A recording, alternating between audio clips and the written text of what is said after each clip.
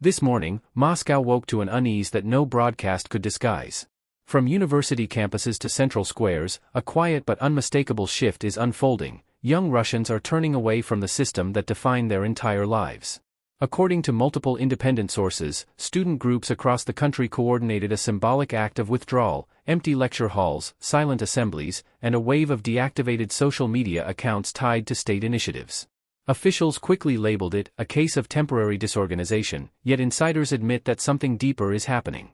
"They're not protesting," said one advisor close to the presidential administration. "They're disconnecting, and that's much worse." For years, the Kremlin has treated the youth as a controllable variable, a generation shaped by its schools, its propaganda, and its wars. They were supposed to be obedient, patriotic on command, ambitious within limits, loyal without question. But something in that equation has broken. "They're not afraid," a senior education official said, almost in disbelief. "They've stopped responding to fear." Across major cities, Moscow, St. Petersburg, Ekaterinburg, Novosibirsk, students are quietly refusing to participate in state events, skipping mandatory patriotic classes, and walking out of lectures that sound like lectures from another century. "We're done pretending," one student wrote before her post disappeared. "If they want silence, we'll give it to them, but it will be our silence, not theirs." By midday, law enforcement vehicles appeared outside several university campuses. There were no arrests, no clashes, only confusion. Police officers stood idle, waiting for orders that never came. "You can't detain someone for being quiet," said one officer outside Moscow State University. Yet in the eyes of the authorities, that quiet has become a threat, a form of defiance that cannot be photographed or spun into a headline. "They've lost the language of control," said a sociologist who tracks youth sentiment. "The old system speaks in commands. The new generation doesn't answer." Inside the Kremlin, officials are struggling to describe the phenomenon even to themselves. Internal memos refer to a pattern of behavioral disengagement, bureaucratic shorthand for the collapse of influence. A government once skilled at managing emotions, fear, pride, nostalgia, is now facing a generation immune to all three. "They don't love us, they don't hate us, and they don't believe in us," said one political strategist. That's the real crisis. For a regime built on loyalty, indifference is more dangerous than opposition.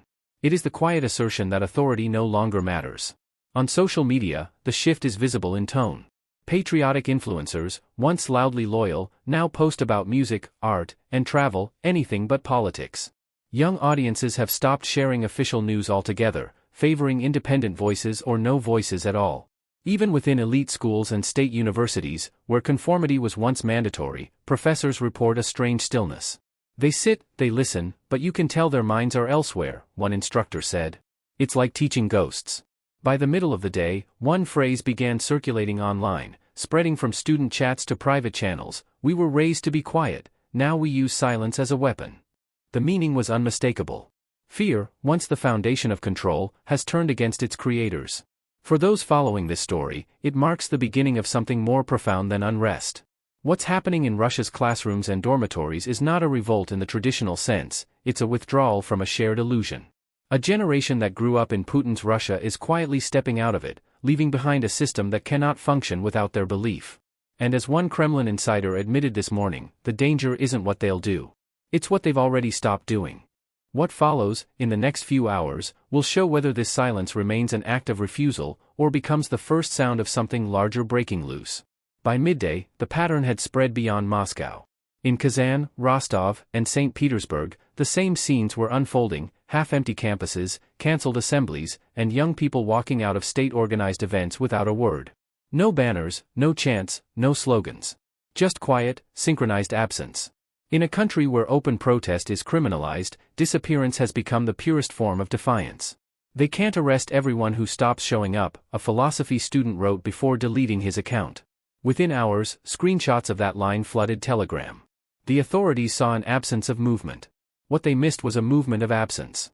Inside universities, administrators scrambled to contain the optics. In official reports, mass walkouts were described as temporary logistical irregularities. Yet in private, panic spread. Several rectors, speaking anonymously, admitted that they had never seen this kind of unity. "It's not rebellion," one said. "It's disconnection. They don't care what happens next, and that's what terrifies us." The government's ability to command behavior has always relied on emotion, pride, fear, nostalgia. But this generation, raised in digital fog and censorship, has learned to feel nothing the state can use.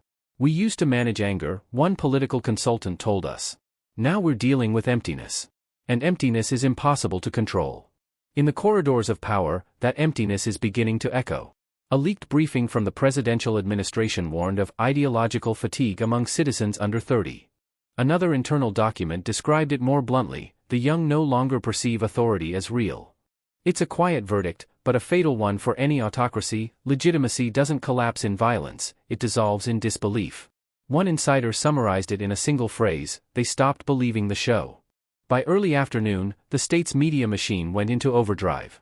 Patriotic bloggers were summoned to amplify messages about national unity. Television hosts invoked the familiar specter of foreign manipulation. But this time, the narrative failed to land.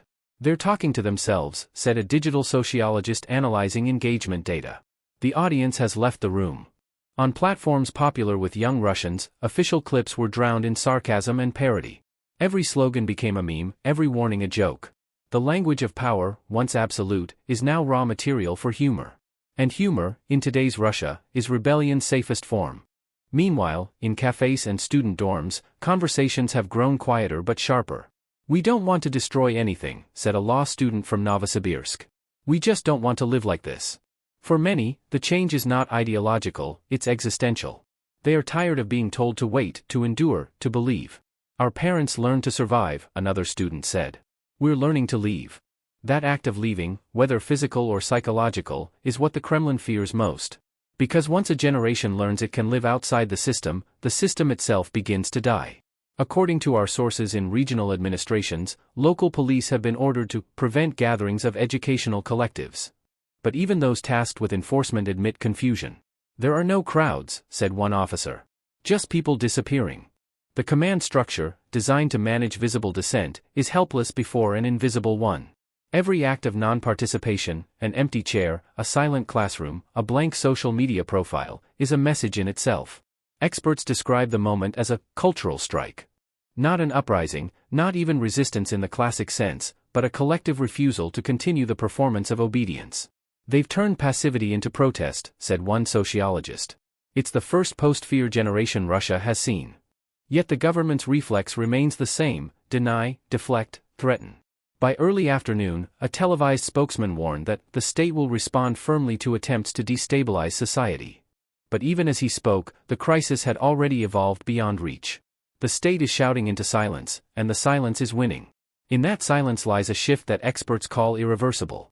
For 2 decades, power in Russia rested on one assumption: that young people, born after the fall of the Soviet Union, would never turn against their own stability. Today, they have, not with anger, but with absence. And as one insider from the security services admitted grimly, it's easier to chase a protest than to chase a generation that stopped believing you exist. By this hour, the Kremlin still calls it a communication problem. But what's spreading through Russia's youth is not miscommunication. It's awakening. And by the time those in power realize it, they may discover that their authority, like the loyalty they once took for granted, has quietly walked away. By early afternoon, Moscow streets looked deceptively calm. No banners, no police sirens, no crowds. But beneath that calm, something irreversible was shifting, a generation quietly peeling itself away from the idea of obedience. Inside coffee shops and metro stations, students spoke in tones once unthinkable in public. It's not fear anymore, said a young woman from Bauman University. It's detachment. We've stopped caring about what they say we should care about. That phrase, stopped caring, has begun to echo through every conversation, the simple yet devastating confession of a people waking up from a 20-year hypnosis. In one elite Moscow university, lecturers arrived to half-empty classrooms. Some tried to carry on as usual, others simply gave up, sitting in silence with the few who remained. The air feels strange, one professor said later. It's like everyone knows the play is over, but the actors are still reciting their lines. That metaphor, the country as a stage, is no longer theoretical. For many young Russians, the performance of loyalty has become unbearable. The flags, the anthems, the televised certainty, all the rituals that once glued the illusion together, now provoke a kind of quiet nausea. It's not rebellion, a student said. It's clarity. Inside the Kremlin, clarity is becoming panic. A confidential briefing delivered this morning described the growing apathy as a threat to institutional continuity. In plain language, it means that the next generation no longer sees the government as a structure worth inheriting. They're not fighting for power, one political strategist explained. They're walking away from it. And walking away, in a system built entirely on control, is the one thing the state cannot stop. You can jail activists, said an analyst. You can't jail indifference. By midday, the Ministry of Education held an emergency video conference with university rectors. They were instructed to restore patriotic engagement and rebuild emotional connection. Yet even the participants, according to leaked audio, sounded defeated. How do we rebuild what never existed? One voice asked. The silence that followed was longer than the meeting itself. They've lost the young, said one of the attendees afterward. And once you lose them, you lose tomorrow. The government's media response was predictable, louder, more frantic, more desperate. State channels aired montages of smiling students attending volunteer programs and youth forums. But within hours, those clips were mocked online, re-edited with somber music, repurposed as satire. Every word of reassurance turned into irony, every attempt at control became proof of decay. They can't compete with the internet, said a digital analyst. They're fighting memes with speeches. And yet, the most striking transformation is psychological. The fear that once governed public life, the reflex to stay quiet, to look down, to avoid notice, is fading. We grew up with fear as background noise, said a 22-year-old designer. Now it just sounds like static. That shift is subtle, but monumental. Power in Russia has always depended on one thing, the anticipation of punishment. But anticipation dies when people stop listening. The state's warnings, once paralyzing, now sound distant, almost irrelevant. They talk like it's still 2014, said a student from Ekaterinburg. We live in 2025. In response, new forms of solidarity are taking shape, invisible, organic, unplanned. Groups of students share information about independent jobs, online courses, and safe networks. Some are leaving the country. Others are staying, but mentally stepping out of the state's narrative. We're not escaping, one young engineer said. We're building a life without them. It is a quiet exodus, not of bodies, but of belief. Even within the bureaucracy, the contagion is spreading. Younger civil servants are quietly resigning, avoiding confrontation but withdrawing their loyalty. They don't argue with us, a senior official complained. They just stop showing up. This slow erosion of obedience, invisible, incremental, is what terrifies the leadership most. Because systems like this don't die in explosions. They decay in silence, one unreturned email, one empty seat, one unspoken refusal at a time. By mid-afternoon, it was clear, the Kremlin's real enemy is no longer the opposition, nor foreign influence, but time itself. The old language of fear and grandeur cannot reach those who no longer dream in its words. The slogans of unity, honor, and stability now sound like relics from another century. They raised us to be loyal, said one student. Instead, they taught us how to recognize lies. What comes next will not look like revolt. It will look like drift, the slow, unstoppable pulling away of millions who no longer believe the center holds any meaning. And as insiders quietly admit, that kind of drift is the one force no government, however powerful, can reverse. What happened next, later in the day, made that truth undeniable, and for the first time in years, even the Kremlin began to whisper the word it fears most, collapse. By early afternoon, Moscow's official calm had begun to crack. The images on state television, parades, factory visits, youth conferences, no longer matched the atmosphere on the streets. You could feel it in the rhythm of the city. Conversations that stopped mid-sentence when someone in uniform passed by, glances exchanged between students and workers that seemed to ask the same silent question, how much longer? In the cafes near Moscow State University, young people spoke openly about leaving, not just the country, but the system itself. We were born inside this story, said one history student. Now we're rewriting it. Her words were soft, almost careless, but the meaning was radical. The new Russia is no longer forming through politics, it's forming through withdrawal. Inside the Kremlin, that withdrawal is being studied like a contagion. According to internal documents obtained by our correspondents, a new task force was established this morning under the title, Program for Youth Reintegration. Behind the bland wording lies panic. The report describes an accelerating erosion of patriotic motivation among citizens under 30 and warns that the vertical of control could begin to lose its base within months. They're trying to quantify disbelief, said one analyst who reviewed the file. But disbelief isn't measurable. Once it starts, it spreads like air. Even the tone of the document betrays desperation, appeals for reconnection, calls for moral re-education. Yet everyone inside the ministries knows, you can't legislate belief back into existence. At the same time, the universities have turned into quiet battlegrounds. Rectors are under orders to identify students susceptible to anti-state influence. Professors receive warnings to monitor classroom discussions. But instead of tightening control, these measures only deepen defiance. When they tell us not to talk about something, one lecturer said, that's all anyone wants to talk about. Anonymous Telegram channels created by students now circulate banned readings, underground lectures, and coded meeting points. It's not a protest movement, it's a network of quiet disobedience. We don't shout anymore, said a young participant. We whisper, and they can't find the source of a whisper. The state's counteroffensive, once effective, now feels mechanical. Patriotic concerts, once filled with cheering audiences, are half empty. The same officials appear on every screen, their voices steady but hollow, their gestures rehearsed. They speak as if they're talking to children, said one cultural critic. But the children have grown up. Even those within the propaganda industry admit the fatigue. We're creating noise for no one, a media producer confessed. The message doesn't land. The audience has left. Outside Moscow, in the industrial regions that once symbolized national pride, the generational shift is beginning to show. Parents who spent decades preaching caution are now silent when their children speak of politics. They used to tell us to keep our heads down, said a student from Nizhny Novgorod.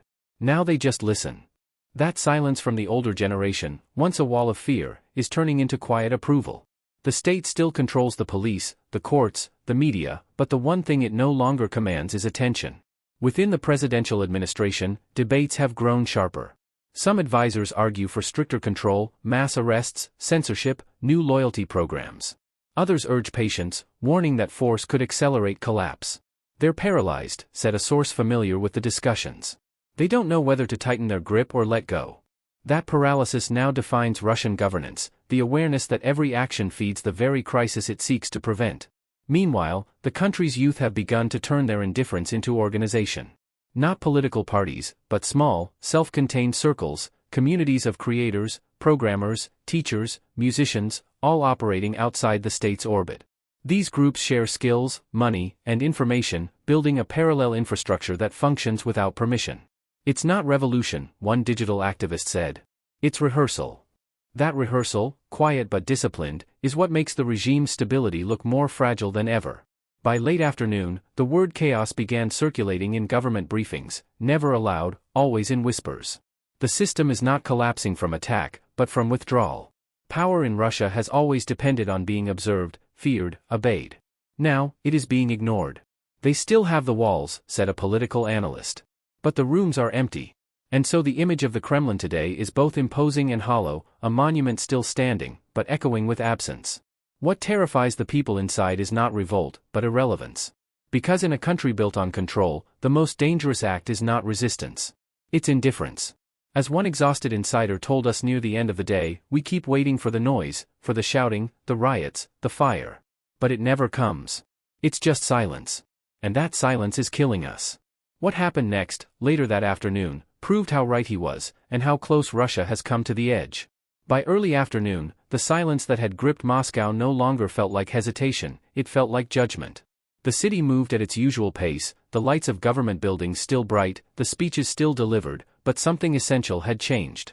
People no longer looked up when official cars passed. The language of power, the rehearsed, solemn tone that once demanded obedience, now drifted past unnoticed, like background noise. They keep talking, said a young teacher leaving her university. But we've stopped hearing them. That collective deafness, experts say, is the moment when authority becomes performance, a show still running long after the audience has left. Inside the Kremlin, that absence of reaction has begun to terrify those in charge. Internal documents reviewed by our correspondents reveal late-night meetings and frantic memoranda describing the need to restore communicative trust. The phrase sounds harmless, but the panic behind it is real. They think the problem is messaging, said one political consultant. They don't understand its meaning. There's nothing left to say that anyone believes. Even loyal bureaucrats admit privately that the country feels unmoored. You look around, one official said, and realize everyone's pretending, us, the media, even the police. We're performing stability to each other. Meanwhile, outside those walls, the next generation has stopped pretending entirely.